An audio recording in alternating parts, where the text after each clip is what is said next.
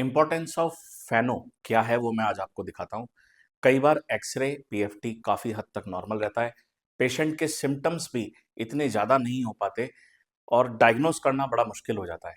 तो ये एक केस है, पेशेंट हमारे पास आए थे, 24 साल के पेशेंट हैं, 24 year old male, 24 year old male, कोई स्मोकिंग हिस्ट्री नहीं है, कोई स्मोकिंग हिस्ट्री नहीं, no smoking history. Okay, complain इनकी क्या क्या थी? कफ, वीजिंग और पैरोक्सिस्मल ब्रेथलेसनेस, ये तीन सिम्टम इनके प्रेजेंट थे। तो पेशेंट का हमने एक्सरे कराया। अब एक्सरे को देखेंगे तो ये एकदम नॉर्मल है। बहुत सारे एक्सरे पेशेंट लेके आए थे, उन्होंने बताया कि सर जब भी टेस्ट कराते हैं नॉर्मल आता है, बट मेरी प्रॉब्लम सॉल्व नहीं हो रही। तो हमने एक्सरे किया, एक्सरे आप देख सकते हैं कंप्लीटली नॉर्मल है। थोड़ा बहुत अगर कहेंगे तो यहाँ पे अपर लोब में हल्का सा मार्किंग्स दिख रहे हैं, बट नॉट सो अलार्मिंग। फिर हमने पेशेंट का पीएफटी किया।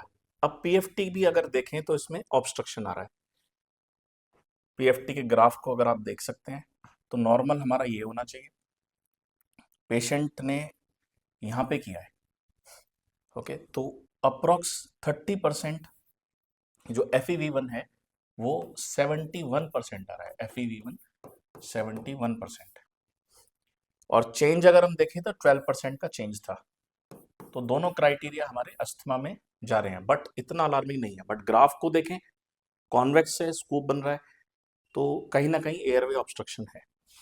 फिर हमने पेशेंट का फैनो कराया। अब आप फैनो देखिए, फैनो की वैल्यू कितनी आ रही है। फैनो इज 239, बिल्कुल भी एक्सपेक्ट नहीं करा था। That's how the beauty of investigation. किस तरीके से एडवांस मशीन या कोई भी एक जो भी हमारे पास रिसेंट इन्वेस्टिगेशंस आए हैं, पल्मोनरी कोविड के बाद कितना ज़्यादा डेवलप हो गया है, वो ये रिपोर्ट बताती है। तो पेशेंट का जो फेनो <5 होना चाहिए, वो 239 आ रहा है, 239।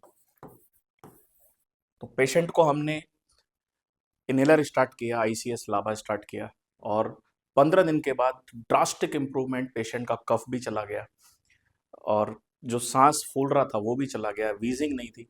पेशेंट हमारे पास जब आए तो उनके वर्ड्स थे कि इतना आराम मुझे कभी नहीं मिला। अप्रॉक्स 95% पेशेंट को आराम लगा विद इन 15 डेज।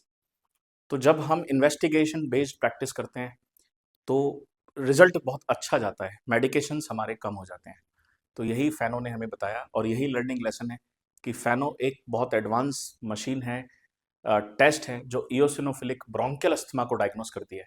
अब इस केस में इनकी सांस की नली में इतने ज़्यादा इयोसिनोफिल हैं, और उसको कम करने के लिए आपको ICS, इनहेल्ड कॉर्टिकोस्टेरॉइड, पेशेंट को देना पड़ेगा।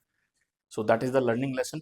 और एक्सरे हमेशा अस्थमा में, मैक्सिमम जो हमने देखा है, अस्थमा में एक्सरे नॉर्मल आता है।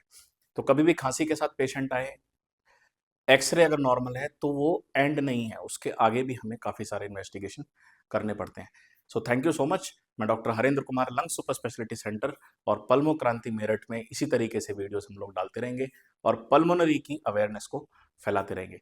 मेरे चैनल को फॉलो और सब्सक्राइब करते रहिए। Thank you.